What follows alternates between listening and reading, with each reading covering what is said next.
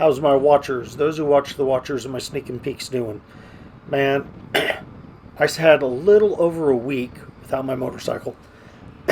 It was in the shop. I had new shocks put on, and I had the 50K service done. I have to say, it's been a while since I've been off a bike for that long. It kind of drove me nuts a little bit. I really enjoy riding my bike when work is done. I love getting on it and taking the long way home.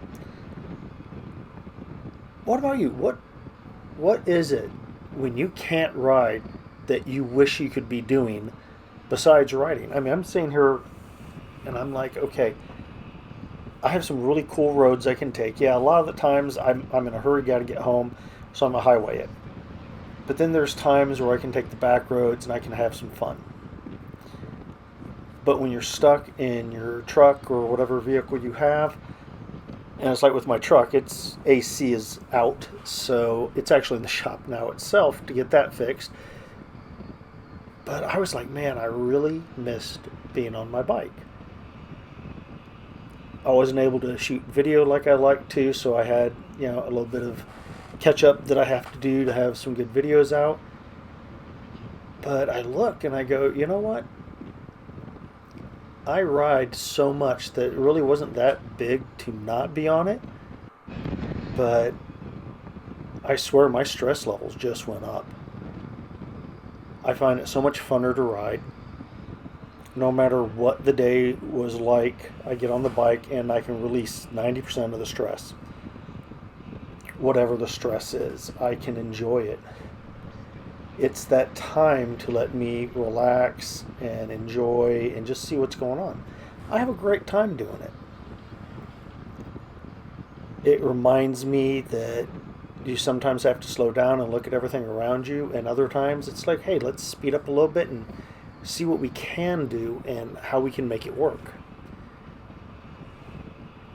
When I take some of these back roads, I love looking and seeing the changes of the season.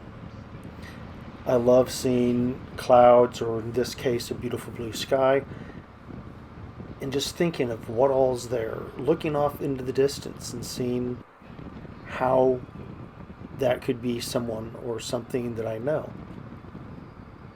It's just something to do.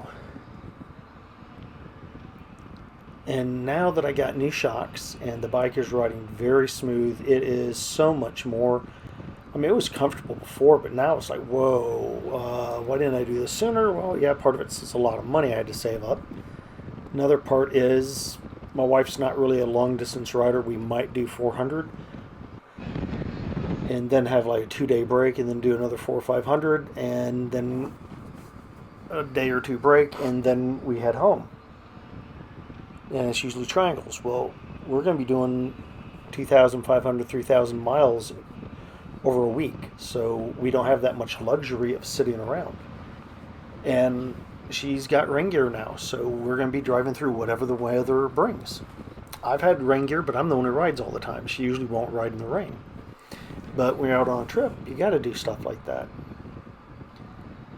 Now, one of the things I do when I'm doing these trips is I try to pre-plan where my stops are.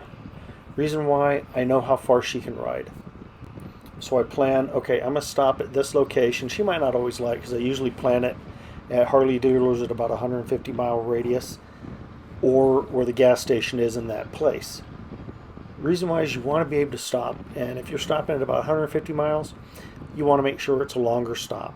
And when you have a passenger who's not long distance, comfortable, make sure that you're going to stop for 30 to 45 minutes, maybe even an hour.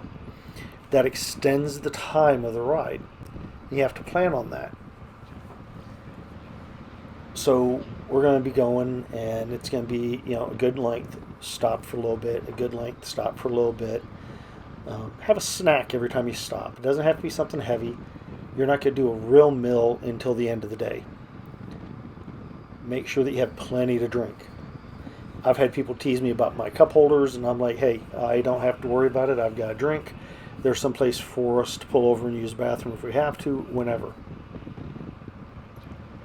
I make sure that when we're going on trips, I have my rain gear, I have something in case it gets a little cool in the morning or in the evenings. I make sure that I have something that's cool enough for the ride itself, for what the hot is supposed to be, and make sure our communication systems are set. Make sure that we're able to hear each other. Hearing the music's really important sometimes, but it's more important, hey, what's going on to the other people? This is just me and her. She does not drive. She's a rider, so she's going to be on the back. But it's going to be comfortable. It's going to be fun. That's one reason you make your bike as comfortable as possible, because you want it to be fun. If it's uncomfortable for the passenger, trust me, it's going to be uncomfortable for you.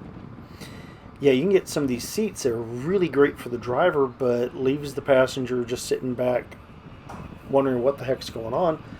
So I make her seat as comfortable as I can.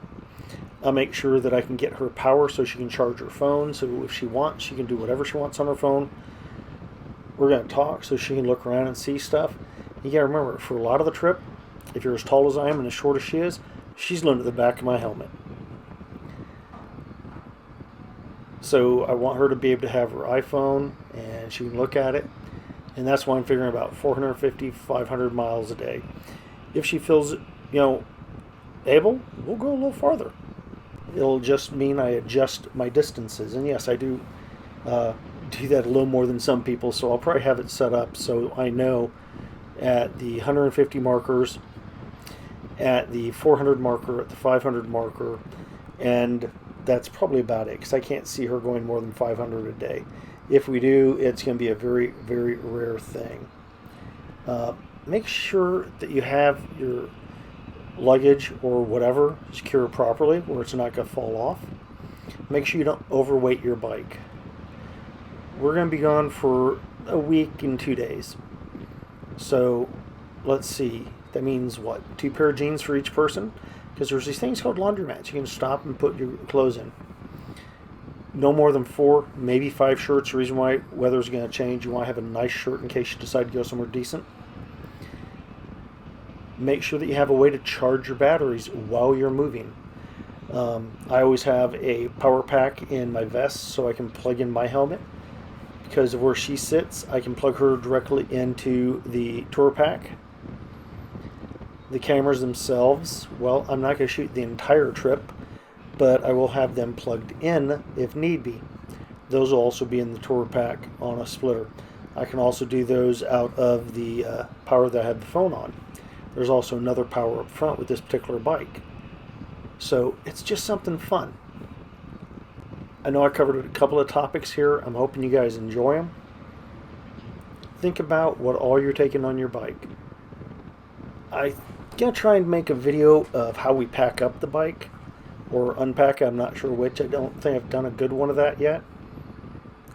How you pack for your trip, what all you need to take. One of the biggest things that a lot of people don't think about year-round is sunscreen. You're going to burn. Make sure you have sunscreen and or something to treat your burn at the end of the day. I'll burn quick, so I make sure I have something. Alright, well thank you guys for watching. If you haven't yet, go ahead and subscribe. Thank you very much.